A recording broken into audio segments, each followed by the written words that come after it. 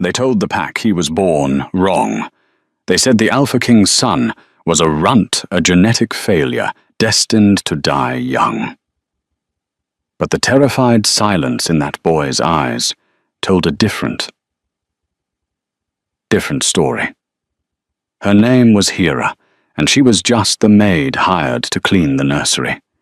She wasn't supposed to touch the heir. She certainly wasn't supposed to look closely at his matted, sickly fur. But the day she ignored the rules was the day the Blackwood pack crumbled. What she found hiding against the pup's skin wasn't a disease. It was evidence of a torture so specific, so cruel it could only have been designed by someone inside the house. And the king. He had no idea he was sleeping next to the monster. One had to understand that in the circles of high society werewolf packs, the Blackwood family was equivalent to royalty, or the Kennedys, but with more teeth and sharper secrets. Dominic Blackwood was the alpha of the Crescent Peak pack in Aspen, Colorado. The tabloids called him the Iron Wolf. He was 6'4", built like a tank, and had a net worth that made tech CEOs weep. But since the death of his mate 3 years prior, he had become a ghost. Hera didn't care about the politics. She was 24, drowning in nursing school debt, and the agency said the Blackwood estate needed a live-in maid with medical experience for a special needs child. The NDA was 10 pages long. The pay was enough to clear her loans in 6 months. She signed it without reading the fine print. The first time she arrived at the estate, it felt less like a home and more like a fortress. Security was tight guards with silver-laced hollow points at the gate. She was met not by the Alpha, but by Beatrice Sterling. Beatrice was the pack matron. In human terms, she was the head housekeeper, and nanny rolled into one, but in wolf hierarchy she was a high-ranking female who had stepped in to manage the Alpha's life after his wife died. She was beautiful in a sharp, uncomfortable way. Blonde hair pulled back so tight it looked painful, and eyes that assessed Hera's worth in 3 seconds flat. "Hera Miller," she asked, not offering a hand. "You're younger than the last one." "I have excellent references, Miss Sterling," Hera said, gripping her bag. "We'll see," she clipped. "The rules are simple. You clean, you assist with meals, you manage the laundry. You do not speak to Alpha Dominic unless spoken to. And most importantly, you do not disturb Leo during his treatments. He is a very sick boy. His wolf is malformed. It causes him great pain. We manage it the best we can." She led Hera up 3 flights of stairs to the nursery. It was a cold room, too sterile for a child. There were no toys on the floor, no color on the walls. Just a high-tech medical bed and a heavy iron cage in the corner lined with velvet, but a cage nonetheless. And there he was. Leo Blackwood was 7 years old, but he looked 4. He was pale with dark circles under eyes that looked too big for his face. He was sitting on the floor, staring at a wall. When the door opened, he didn't look up. He flinched, a full-body shudder like he was expecting a blow. "Leo," Beatrice said, her voice dropping to a sickly sweet tone that made the hair on Hera's arms stand up. "The new help is here." Leo turned. His eyes were the same striking amber as his father's, but where Dominic's were reportedly fierce, Leo's were broken. He looked at Hera, then immediately dropped his gaze to the floor, exposing his neck in submission. "He's non-verbal most days," Beatrice explained, smoothing her skirt. "The disease affects his mind. Don't take it personally if he bites. He's feral." Hera looked at the trembling boy. She'd worked in pediatrics during her clinicals. She knew what a feral child looked like. She also knew what a terrified child looked like. Leo wasn't feral. He was petrified. That first week, Hera barely saw Alpha Dominic. He was a shadow in his own house, leaving before dawn and returning late, smelling of whiskey and forest rain. When he did see Leo, it was heartbreaking. Hera was dusting the hallway on Thursday, when Dominic finally came home early. He strode toward the nursery, his presence sucking the air out of the room. He looked exhausted, his shirt unbuttoned, his face drawn. "How is he?" Dominic asked. He didn't look at Hera. He looked at Beatrice, who had materialized out of nowhere. "A bad day, Alpha." Beatrice sighed, placing a comforting hand on Dominic's bicep. Hera noticed she lingered there. "His skin is flaring up again. He shifted partially this morning and it was messy. I've had to sedate him." Dominic flinched. The most powerful wolf in the state, a man who could crush a car with his bare hands, looked defeated. "Can I see him?" "He's sleeping, Dom," she said softly, using a nickname Hera was sure a servant shouldn't use. "You know how he gets if he wakes up in pain. He doesn't recognize you. It hurts him to see you upset." Dominic nodded, swallowing hard. He looked at the closed nursery door, his hand hovering over the knob, shaking slightly. Then he pulled back. "Keep me updated," he rasped, and walked away. Hera watched him go, then looked at Beatrice. She wasn't looking at the Alpha with pity. She was looking at his retreating back with a smile. A small, triumphant, predatory smile. That was the moment Hera knew. This wasn't just a sick child. This was a game. And Leo was the pawn. By the second week, the atmosphere in the house had shifted from cold to suffocating. Hera started noticing things that didn't add up with the medical narrative Beatrice was spinning. First, it was the food. Beatrice insisted on preparing Leo's meals herself, usually a raw meat blend that she claimed was fortified with vitamins. But every time Leo ate it, he became lethargic within 20 minutes. His pupils would dilate, and he would curl up in the corner of his cage, whimpering. Then there was the smell. Werewolves have a distinct scent, earth musk pine. Even a sick pup should smell like a wolf. But Leo smelled chemical, like ozone and burnt sugar.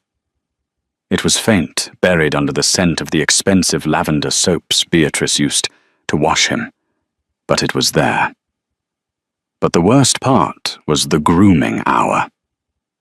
Every day at 3 p.m., Beatrice would lock the nursery door. She claimed Leo needed specialized grooming because his fur grew in patches and caused ingrown hairs that risked infection. "It's a surgical procedure, essentially," she told Hera when asked why help wasn't permitted. "He screams, Hera.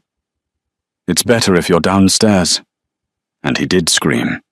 Every afternoon for 45 minutes, muffled cries would drift down the ventilation shafts. Not the angry growls of a feral wolf, but the high-pitched sobbing yelps of a puppy in agony. The staff, mostly older wolves, who were loyal to the paycheck rather than the pack, ignored it. "He's sick," the cook, Mrs. Gable, told Hera, aggressively chopping carrots. "It's the bone rot. Beatrice is saving his life. Don't ask questions, girl." The last maid asked questions, and she was let go without severance. Hera tried to keep her head down. She really did. She needed the money. But she couldn't sleep. She could hear Leo whimpering through the walls of her room at night. One Tuesday, about 3 weeks in, Beatrice had to leave the estate for an emergency pack meeting. A rogue wolf had been spotted near the perimeter, and as the matron, she had to coordinate the safe-house supplies. She left Hera with a strict list of instructions. Feed him. Water him. Do not touch him. Do not let him shift. If he starts to shift, she had warned, handing Hera a syringe, Use this. It's a muscle relaxant. If he fully shifts, his bones will snap. He's too weak." 2 hours after she left, Hera was in the nursery, reading a book while Leo sat in his cage. He was staring at her. "Do you want water?" she asked softly. He didn't move. Hera stood up and walked to the cage. "I'm not going to hurt you, Leo." She opened the latch. He scrambled back, pressing his spine against the iron bars, his breathing hyperventilating. "It's okay," she cooed, sitting on the floor so she was smaller than him. "Look, no needles, no medicine." She waited. 10 minutes passed, then 20. Slowly the curiosity of a child won over the fear. He crawled forward. He sniffed the air around her. Hera didn't wear the perfume Beatrice wore. She smelled like vanilla body wash and antiseptic.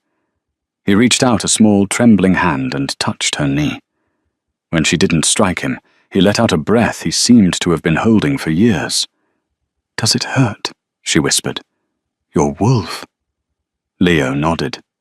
Tears welled in his eyes. He pointed to his back. "Back," he croaked. It was the first word she'd heard him speak. His voice was rusty from disuse. "Can I look?" He hesitated, terror flashing in his eyes. He looked at the door, checking for Beatrice. Then he nodded. He turned around and pulled up his shirt. Hera gasped. His back was a war zone. It wasn't bone rot. It was a mess of angry red inflammation scabs and patches of fur that looked matted and glued down. But it was the pattern that chilled her. The irritation wasn't random. It was concentrated along his spine, exactly where a wolf's hackles would rise. She reached out to touch a particularly matted clump of dark fur near his shoulder blade. "Hot," he whispered. Her fingers brushed the fur. It felt stiff, crusty. Not like dried mud, but like dried glue. Suddenly, Leo groaned. His body arched. The air in the room rippled the sign of a shift coming on. "No, no, no," he begged, clutching his stomach. "Stop it! Stop it!" "Leo, it's okay," Hera said, panic rising. She remembered the syringe in her pocket. Beatrice said his bones would snap. But as she looked at his back, watching the muscles ripple and the fur try to push through, she realized something. The fur couldn't push through. It wasn't that his bones were weak. It was that something was physically blocking the shift from the outside. Hera made a split-second decision. She didn't use the syringe. "Leo, I need to see the skin," she said firmly. "I'm going to use some oil to loosen this fur." "Okay," he cried out as his shoulder dislocated his body, trying to force the change. She ran to the bathroom, grabbed a bottle of baby oil, and ran back. She poured it onto the matted clump on his shoulder. She worked it in with her fingers, ignoring his screams of pain. The crust began to dissolve. The matted fur separated. And then she saw it. It wasn't a disease. It wasn't genetic bad luck. Buried deep in the dense undercoat of his fur, glued directly onto the skin with some kind of resin, were thousands of tiny, glittering shards. She leaned in closer, her heart hammering against her ribs. She used a pair of tweezers from her pocket to pull one out. It was a shard of glass, and coated on the glass was a fine silvery powder. Silver nitrate. For a werewolf, silver burns like acid. Someone had ground up silver and glass, mixed it with heavy-duty adhesive, and pasted it into the roots of the alpha pup's fur. Every time he moved, the glass cut him. Every time the glass cut him, the silver entered his bloodstream, poisoning him, keeping him weak and making the act of shifting where the skin stretches and moves feel like being flayed alive. This wasn't a medical condition. Leo was being tortured. He was covered in a suit of invisible agony. Hera stared at the bloody shard in the tweezers. Then she looked at the door, Beatrice. She wasn't grooming him. She was reapplying the poison. She heard the heavy thud of the front door downstairs, the click of heels on the marble floor. "Hera," Beatrice's voice echoed up the stairs. "I'm home early." Hera looked at Leo, who was convulsing on the floor. She looked at the silver shard. If she found her, Hera was dead. If she left him, he was dead. She shoved the tweezers into her bra, scooped Leo up. He was dangerously light, and threw him into the bed, pulling the duvet up to his chin.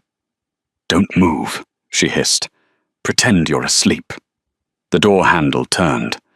Beatrice stood in the doorway, her silhouette framed by the hallway light. She was immaculately dressed in a charcoal pencil skirt and a silk blouse, her blonde hair perfectly coiled.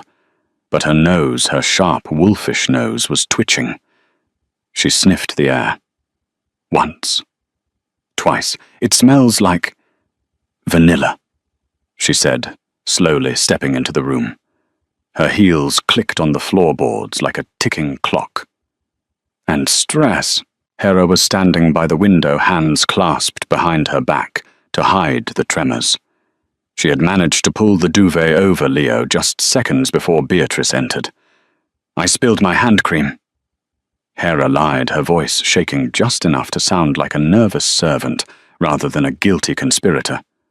"I was startled when I heard the door. I'm sorry, Miss Sterling.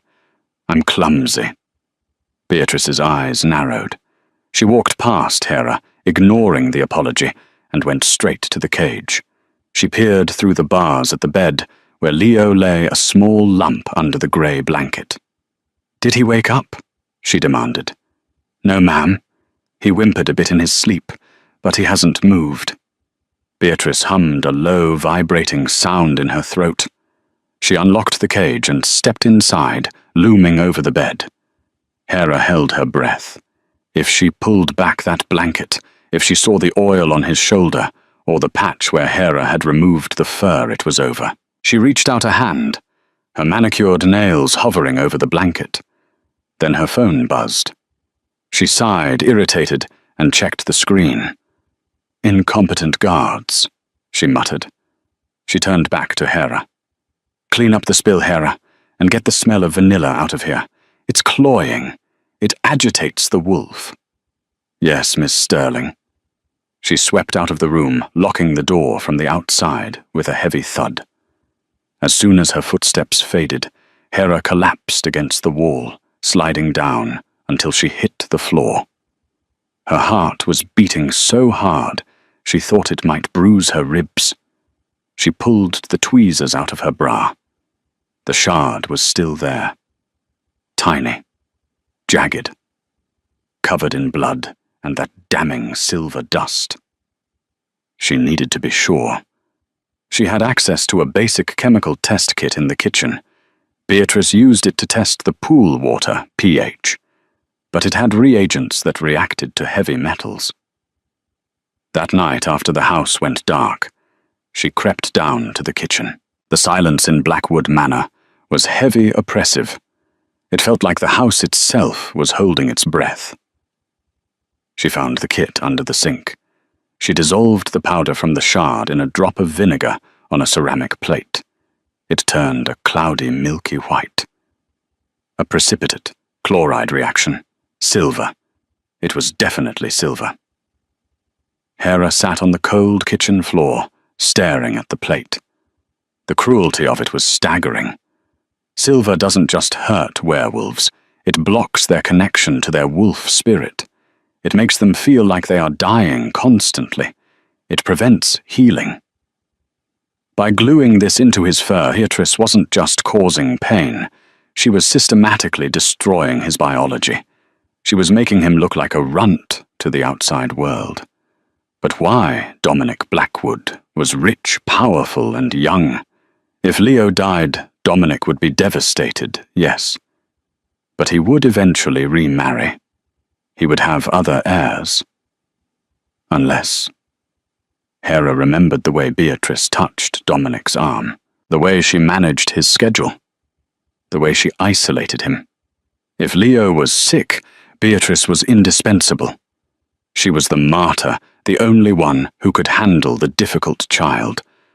She was making herself the Luna of the pack in everything but title. If Leo died too quickly, Dominic might move on. If Leo stayed sick, Dominic stayed broken dependent and grateful to Beatrice. She was keeping the boy alive as a torture device to control the father. Hera realized then that she couldn't just call the police. The Blackwood pack had judges and sheriffs in their pocket. If she went to the authorities, Beatrice would spin it. She'd say Hera was a disgruntled employee who hurt the child. She'd show them her student loans, call her desperate. No. She needed to show Dominic. She needed the Alpha to see the monster sleeping in the next room. But getting to Dominic was impossible. He was surrounded by guards who answered to Beatrice. She needed a plan, and she needed allies. The next morning, Hera tried to test the waters with Mrs. Gable the cook. She was kneading dough with aggressive punches. "Mrs. Gable," Hera started peeling potatoes at the island. "Does Alpha Dominic ever come to dinner?" "Not since the missus died," she grunted. "He eats in his study. Beatrice takes him a tray." "Does he ever check on Leo physically?" Mrs. Gable stopped kneading. She looked at Hera, her eyes darting to the door. "You ask too many questions, Hera. I told you. It's not our place." "He screams, Mrs. Gable," Hera whispered, leaning in. "Leo. He screams like he's being skinned." "He's sick," she hissed, but Hera saw the doubt in her eyes. "Beatrice says it's the madness." "Have you ever seen the madness leave physical burns that smell like silver?" Mrs. Gable dropped the dough. Her face went pale. "Silver.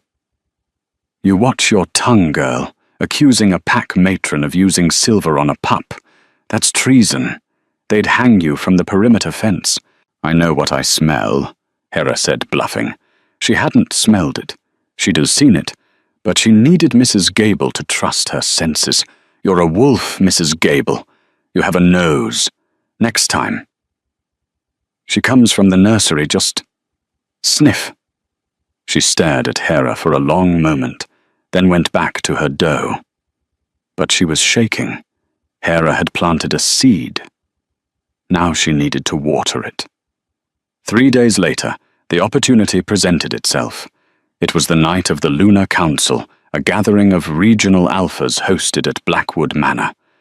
The house was chaotic. Caterers were running everywhere. Security was doubled. Beatrice was in her element, barking orders, looking every inch the queen she desperately wanted to be. "Hera," she yelled across the foyer. "Get the boy ready. He needs to make an appearance." Hera froze. "An appearance? But the council needs to see that Alpha Dominic is caring for his defective offspring," she sneered. "It evokes sympathy. Put him in the wheelchair, dress him in the velvet suit, and give him a double dose of the sedative. I don't want him making a scene." Hera's stomach turned. She was parading him like a circus freak. She went up to the nursery. Leo was curled in a ball. When he saw her, he didn't flinch anymore. They had built a silent trust over the last few days. Hera had been sneaking him extra water and not giving him the pills Beatrice left. "We have to go downstairs, Leo," she said softly. He shook his head frantically. "Hurts. Noise. Hurts." "I know," Hera said, kneeling. "But I'll be right there. I won't let them touch you." She dressed him carefully.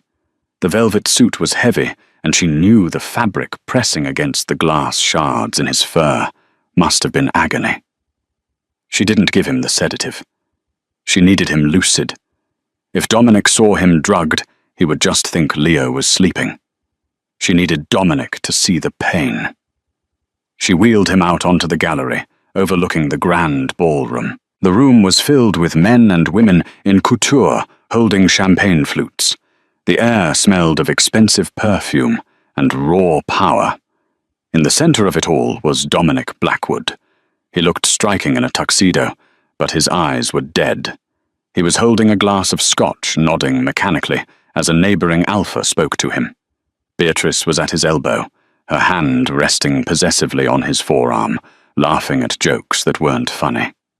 "And here is the young heir," Beatrice announced, her voice projecting over the crowd. The room went silent. All eyes turned up to the balcony, where Hera stood with Leo. Leo shrank back in the chair. "Bring him down, Hera," Beatrice commanded. Hera pushed the wheelchair to the elevator and brought him down to the ballroom floor. The crowd parted like the Red Sea. They looked at Leo with a mixture of pity and disgust. He was small, frail, his skin pale, his head hanging low. Dominic stepped forward. The crowd gave him space. "Leo," Dominic said, his voice rough. He crouched down in front of the wheelchair. Leo looked up. He saw his father. For a second, a spark of hope lit up his eyes. He reached a hand out. "Duh!" Leo tried to speak. Beatrice swooped in instantly. "Oh, careful, Alpha. He's confused. He might bite." She squeezed Leo's shoulder hard. Hera saw it happen. Her thumb pressed directly onto a patch of matted fur near his collarbone. Leo screamed. It was a blood-curdling shriek of pure agony. He thrashed in the chair, his hand flailing, and he accidentally scratched Dominic's cheek. The crowd gasped. Beatrice yanked Leo back. "See, I told you the madness is setting in." "He's feral." Dominic stood up, touching the scratch on his face.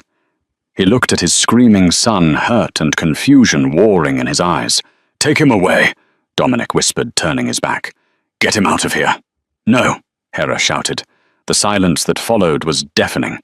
Servants do not yell at alphas. Beatrice's head snapped toward her, her eyes flashing yellow. "What did you say?" Hera's heart was in her throat. She was gripping the handles of the wheelchair so hard, her knuckles were white. "He didn't bite you because he's mad," she said, her voice trembling but loud. "He screamed because you hurt him." Beatrice laughed, a cold, sharp sound. "Excuse me. The girl is hysterical. Dominic. She's clearly overwhelmed." She squeezed his shoulder, Hera insisted, looking directly at Dominic. "Alpha, look at his shoulder. Please." Dominic turned back, his gaze locking onto hers. For the first time, he really saw her. He saw the desperation in her eyes. "Dom, don't listen to the help," Beatrice hissed, stepping between them. "She's been acting strange all week. I think she's on drugs. I was going to fire her tomorrow." "Look at his shoulder," Hera repeated. Dominic took a step toward her. Beatrice signaled the guards. "Remove her. Take the boy to the nursery." Two massive guards grabbed Hera's arms. She struggled. "He has glass in his fur. She put glass in his fur," she screamed as they dragged her backward. "Get her out!" Beatrice shrieked, her composure cracking. Dominic hesitated. He looked at Beatrice, then at Hera, then at Leo, who was sobbing in the chair. "Wait," Dominic said. The guards stopped. Dominic walked over to Leo. Beatrice tried to intercept him. "Dom, really? This is embarrassing." "Silence," Dominic growled. The alpha tone rolled off him like a shockwave. Beatrice froze, her instinct compelling her to obey. Dominic reached out to Leo. He didn't touch the shoulder. He touched Leo's cheek. "Leo?" he asked softly. Leo looked at Hera, then at his father. He was terrified, but he nodded. "Shoulder," Leo whispered. Dominic's hand hovered over the boy's shoulder. He looked at Beatrice, who was pale sweat beading on her forehead. Dominic gently, ever so gently, lifted the collar of the velvet suit. He saw the red, angry skin. He saw the matting. He leaned in and sniffed. The Alpha's nose is powerful. Up close, without the heavy perfume Beatrice usually sprayed on Leo, and with the fresh agitation of the wound, Dominic's eyes widened. His pupils dilated until his eyes were entirely black. "Silver," he breathed. The room erupted into chaos. Beatrice didn't wait for an accusation. She moved. "He's delusional," she shouted, backing away. "The maid poisoned him. She's a hunter spy." It was a desperate lie, but it bought her a second. She grabbed a champagne flute and smashed it, brandishing to the jagged stem at Dominic. But she wasn't aiming for Dominic. She lunged for Leo. If she killed the Uer, the pack would be in chaos, and she could escape in the confusion. No. Hera broke free from the surprised guards and threw herself over the wheelchair. She felt the glass slice into her upper arm, a hot line of fire. She cried out, but she didn't let go of Leo. They tipped over the wheelchair, crashing to the floor with Hera on top of him, shielding his body with hers. A roar shook the foundations of the house. It wasn't a human sound.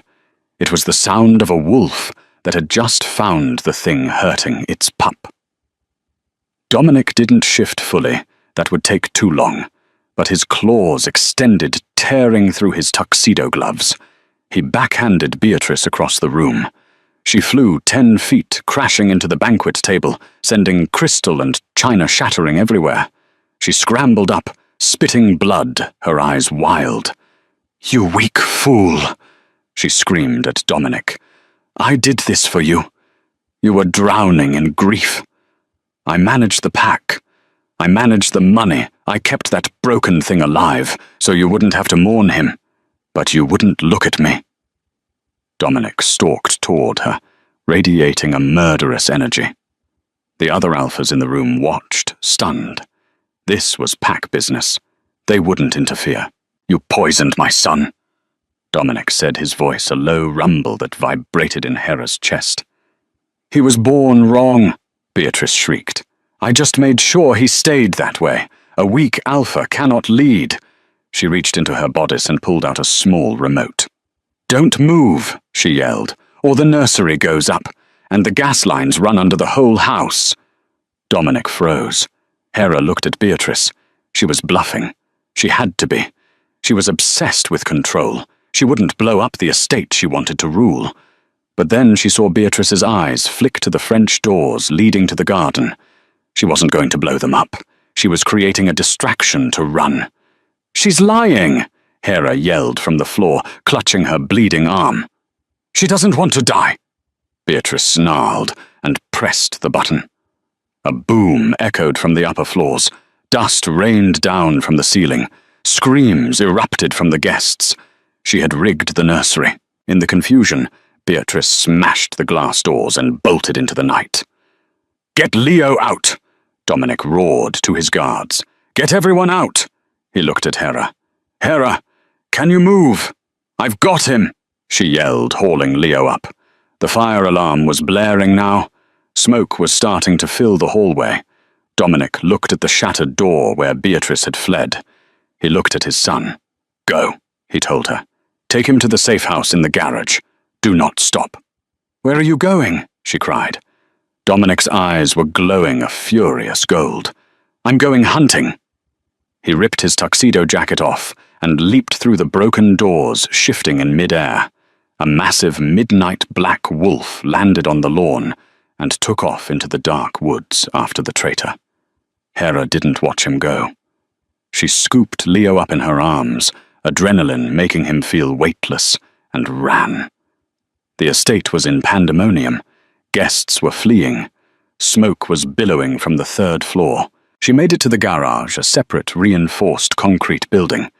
She punched in the code Beatrice had unknowingly given her weeks ago when she bragged about the security. Inside there were 3 SUVs. Hera put Leo in the back of the biggest one. "Hera," he whimpered, clutching her shirt. "Dad, he's coming back, Leo. He's the Alpha. He always wins." She climbed into the driver's seat. She had to get them away from the main house in case the fire spread. But as she reached for the ignition, she saw something in the passenger seat. A leather-bound book. Beatrice must have left it here in her bug-out car. She opened it. It wasn't just a diary. It was a ledger. March 3rd.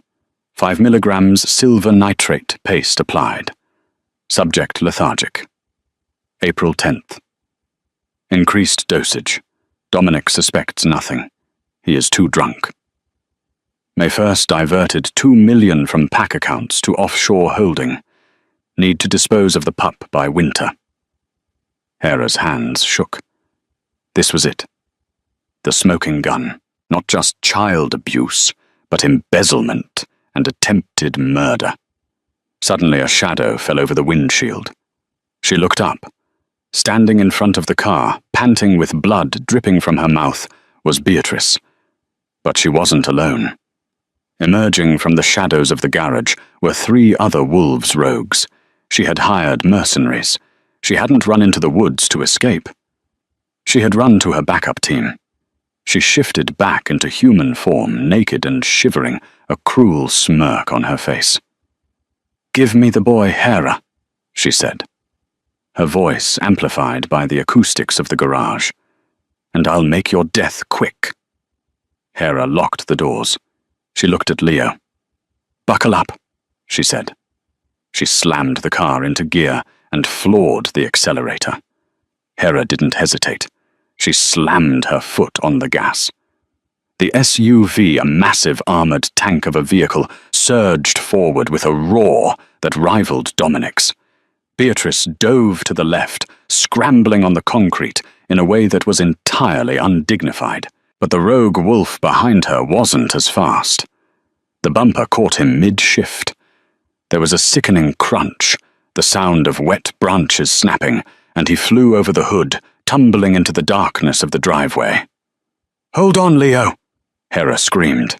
She aimed for the garage exit, but another rogue, a massive grey wolf with scarred flanks, leaped onto the hood. His claws raked across the windshield, shattering the safety glass into a spider web of cracks. She couldn't see. She swerved hard to the right, trying to shake him off. The SUV clipped the support beam of the garage. The airbag detonated in her face, a hot white punch of powder and nylon. Her ears rang. She tasted blood. "Hera!" Leo's voice was high and panicked from the back seat. She blinked, fighting the dizziness. "I'm okay," she gasped, clawing at the deflated bag. "I'm okay." She looked out the side window. The grey wolf had fallen off, but the car was dead. Steam hissed from the radiator. They were trapped. Beatrice was walking toward the driver's side door. She had pulled a jagged piece of metal pipe from a pile of debris. Her face was a mask of pure, unadulterated hatred. "You ruin everything," she spat, smashing the window. Glass rained down on Hera's lap. She reached in her fingers, tangling in Hera's hair, and yanked her head back against the headrest. "I'm going to peel the skin off your face while the boy watches." Hera grabbed her wrist, digging her nails in. But Beatrice was supernatural, and Hera was human. She was too strong. "Hey!" a small voice shouted. Beatrice froze. They both looked to the back seat. Leo had unbuckled himself. He was standing on the seat, shaking his little hospital gown, fluttering. But his eyes were glowing. Not the dull, sick amber they had been for years. They were burning gold. He let out a growl. It was a puppy's growl, high and raspy, but it was a challenge. "Leave her alone," Leo shouted. Beatrice laughed. "Oh, look, the runt thinks he's a wolf. That's adorable." She raised the pipe to strike Hera. And then the night air was split by a howl so deep, so primal, that the ground beneath the car actually vibrated. Beatrice's face went white. She dropped Hera's hair. From the edge of the woods, a shadow detached itself from the darkness. It wasn't just a wolf. It was a monster of muscle and rage. Dominic Blackwood. He didn't run. He charged. The two remaining rogues tried to intercept him. It was like watching stray dogs try to stop a freight train. Dominic hit the first one with his shoulder, sending him flying into a tree with enough force to shatter his spine. The second one, the grey one, lunged for Dominic's throat. Dominic caught him in mid-air, jaws clamping down on the rogue's neck. One sharp twist, and it was over. Beatrice backed away from the car, dropping the pipe. She turned to run, but Dominic was already there. He shifted back into human form. He was naked, covered in mud, and the blood of the rogues, but he looked like an avenging god. He didn't yell. He didn't roar. He just walked toward her. "Dom, please," Beatrice stammered, backing up until she hit the wall of the garage. "I can explain. The accounts. I was investing for the pack, the silver. It was a treatment. An experimental treatment." Dominic stopped, inches from her. He leaned in his voice a terrifying whisper. "I smelled it," he said. "On my son. I smelled his pain. For 3 years, Beatrice. I did it for you." She screamed. "No," Dominic said. "You did it for power." He grabbed her by the throat. He didn't squeeze. He just lifted her off the ground until her feet dangled. "Pack law," Dominic intoned, his voice echoing off the concrete. "Article 4. Treason against the Alpha bloodline is punishable by immediate execution." "Dominic, wait!" Hera yelled, scrambling out of the wrecked car. Dominic looked at her, his eyes still swirling with the wolf scold. "She dies, Hera." "Not like this," she panted, holding up the leather ledger she had saved from the seat. "If you kill her now, her allies in the council will say you murdered her in a rage. They'll say she was innocent. They'll come for you."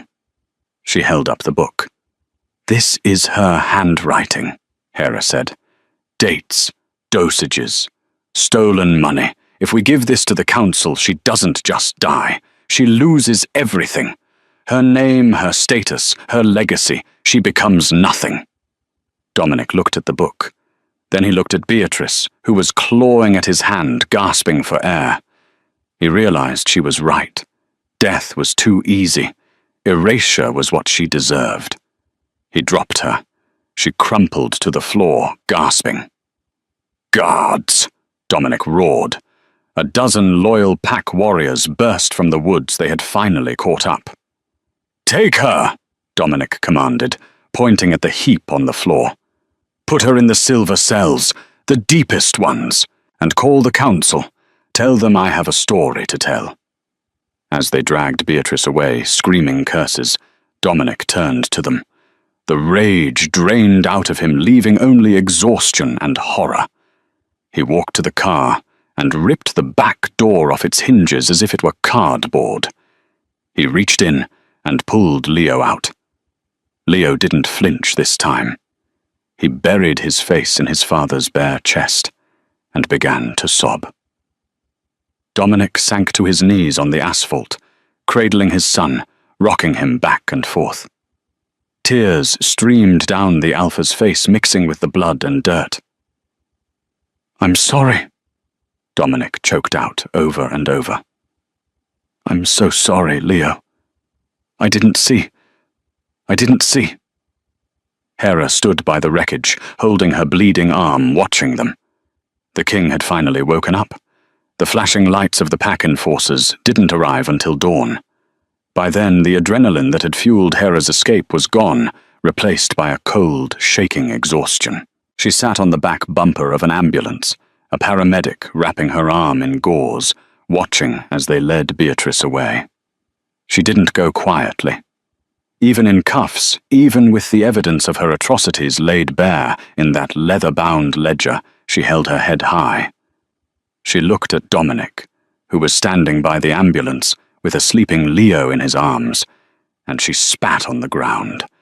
She truly believed she was the hero of this story. She believed that power justified cruelty. But the contents of that ledger, which were later leaked to the press, painted a different picture. It wasn't just the abuse of a child. It was a systematic dismantling of the Blackwood legacy.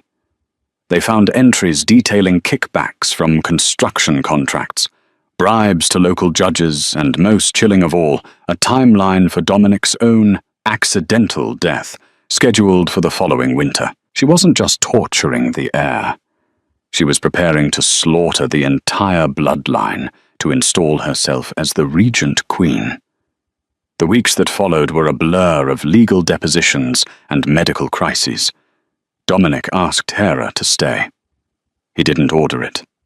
He asked. For a man used to commanding armies, the vulnerability in his voice was startling. "I cannot do this alone," he had said, standing in the ruins of the nursery. "I don't know how to be a father to him yet. I need the person who saved him." Hera accepted. Not for the money, though. Dominic wiped her student debt the very next day, but because she couldn't leave Leo. Not yet. The real battle, however, wasn't in the courtroom.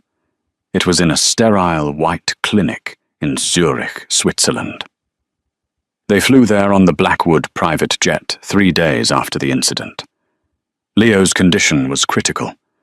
The local doctors in Aspen had stabilized him, but the glass shards had been embedded for so long that his body had begun to grow around them. The silver nitrate had leached into his bone marrow. He was suffering from severe heavy metal toxicity. The surgeon, Dr. Helene, a renowned wolf biologist, was blunt with them. "We have to open up his entire back," she told them, pointing to the grim X-rays illuminated on the wall. "We have to excise the scar tissue and manually remove over 400 microshards of glass. If we miss even one, the silver will continue to poison his wolf. He may never shift again. He may never heal properly." The surgery was scheduled for 12 hours. It took 18. Those 18 hours were the longest of Hera's life. Dominic paced the waiting room like a caged animal. He couldn't sit. He couldn't eat. He just walked back and forth, the guilt radiating off him in waves. Every hour a nurse would come out with a vague update. "He is stable. We are working on the lumbar region." His heart rate dropped, but we recovered it. Around hour 14, Dominic finally stopped moving. He collapsed into the plastic chair next to Hera, burying his face in his hands. "I should have known," he whispered, his voice cracking. "I'm an alpha. My senses are supposed to be superior. How did I not smell it? How did I not see it?" Hera reached out and took his hand. His palm was calloused and warm, engulfing hers. "She used your grief against you, Dominic. She masked the scent with chemicals and played on your fear of his illness. You weren't negligent. You were manipulated by a master sociopath." He looked up at her, his eyes red-rimmed. "That doesn't change the fact that you, a stranger, saved him, and I, his father, almost let him die." "Then spend the rest of your life making it up to him," she said firmly. "Guilt is useless, Dominic. Action is everything." He squeezed her hand. He didn't let go for the next 4 hours. When Dr. Helene finally emerged, she looked exhausted. Her surgical scrubs stained dark. Dominic stood up so fast, his chair tipped over. "He's alive," she said, pulling off her cap. "We got it all. Every shard. The damage to the muscle is extensive, and he will have scarring, but the silver is gone. His healing factor should kick in within 48 hours. Dominic let out a sound that was half sob, half laugh. He pulled Hera into a hug, lifting her off her feet. It was improper. It was unprofessional, and it was the most relieved she had ever felt in her life. The recovery was slow. They spent a month in Switzerland. Hera took on the role of Leo's primary nurse, managing his pain meds, changing his dressings, and teaching him how to trust adults again. The first time Leo stood up without wincing was a Tuesday. Hera was reading The Hobbit to him.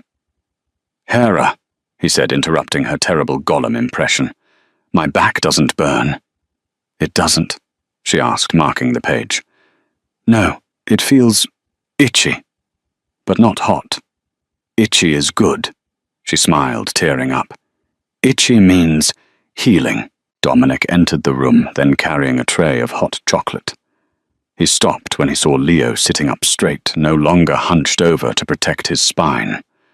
The look on Dominic's face, pure, unadulterated awe, was something Hera would never forget. He set the tray down and walked over to the bed. "Can I look, son?" Leo nodded. Dominic lifted the back of Leo's shirt. The angry red inflammation was gone. In its place was pink, healthy skin, crisscrossed with fading white surgical lines. And miraculously, soft black fuzz was beginning to sprout along the spine. "You're healing," Dominic whispered, pressing a kiss to Leo's forehead. "You're a warrior, Leo. Stronger than I ever was." As the months passed, the dynamic in the house shifted. They returned to Blackwood Manor, but it was no longer the cold fortress of solitude. Dominic ordered the heavy drapes removed. He opened the windows. He fired the security team that had been loyal to Beatrice and brought in trusted veterans who actually interacted with Leo, and them Dominic and Hera. It was a slow burn. There were no grand declarations of love under the moonlight. It was quieter than that. It was shared coffees in the kitchen at 2:00 a.m., when neither of them could sleep. It was the way he started seeking her opinion on pack matters, asking what she thought about the school budget or the charity gala. It was the way his eyes would find hers across a crowded room during official functions, grounding himself in her presence. The press called her the Cinderella of Aspen. They speculated about the human nurse who had tamed the Iron Wolf. But they didn't know the half of it. They didn't know about the nightmares she still had about the car crash. They didn't know that Dominic would sit outside her door on the bad nights, guarding her just so she could feel safe enough to sleep. 6 months after the trial where Beatrice was sentenced to the void, a permanent exile in a dimension of total isolation. They finally found their peace. It was late summer. The aspen trees were turning gold. Hera was sitting on the terrace watching the sun dip behind the mountains. "Catch me!" She looked up to see Leo sprinting across the vast green lawn. He wasn't the frail, trembling boy in the wheelchair anymore. He had filled out. His cheeks were rosy. He was fast, supernatural fast. Dominic was chasing him in human form, but moving with predatory grace.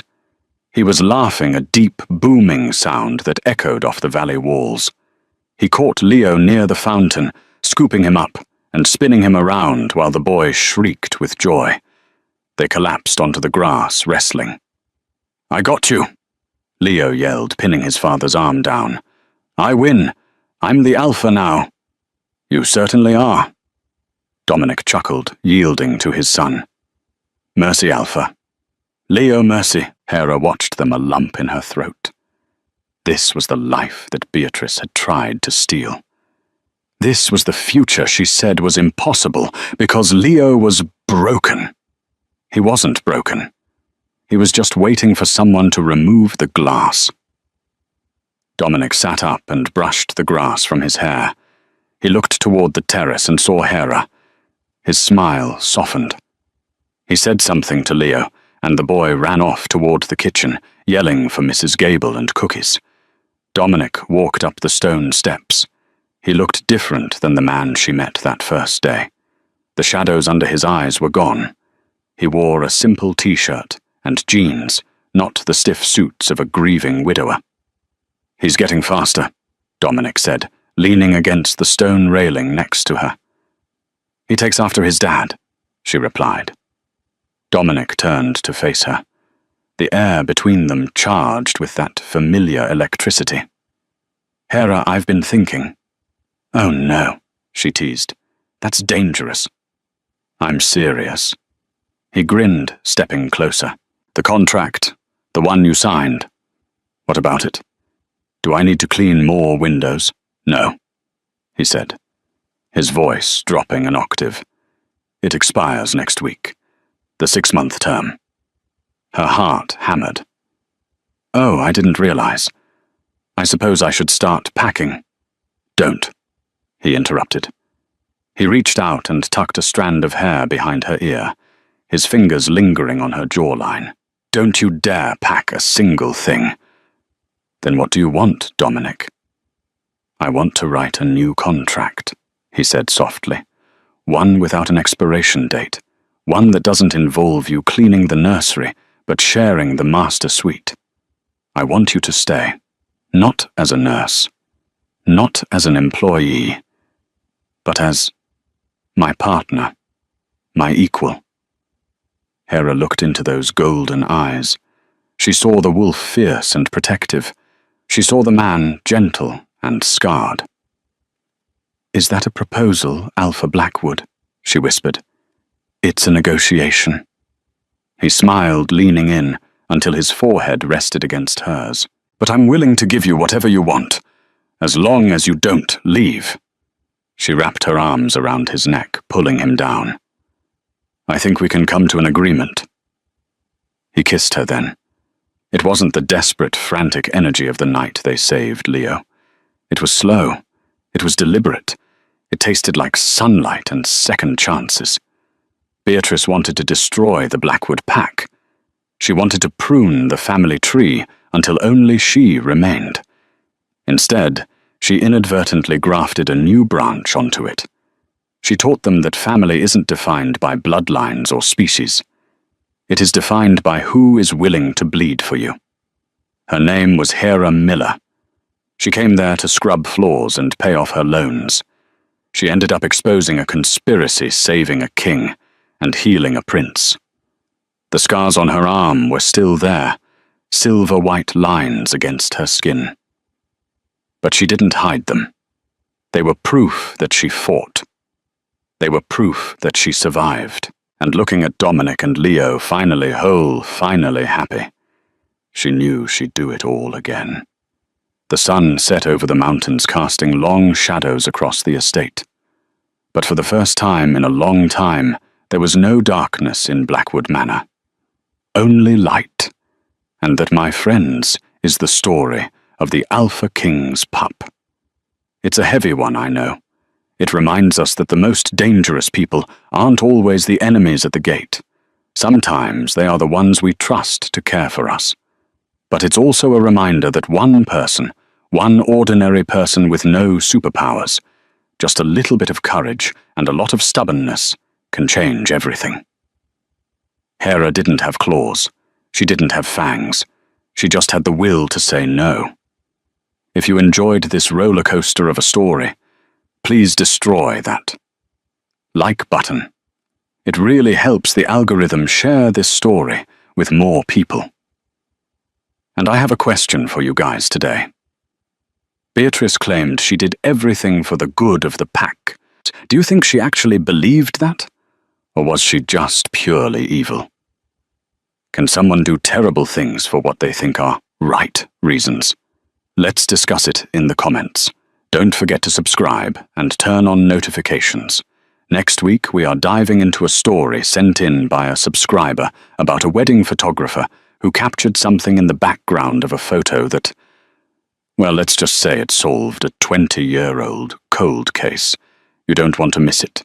Until then, stay curious, stay safe, and trust your instincts. See you next time.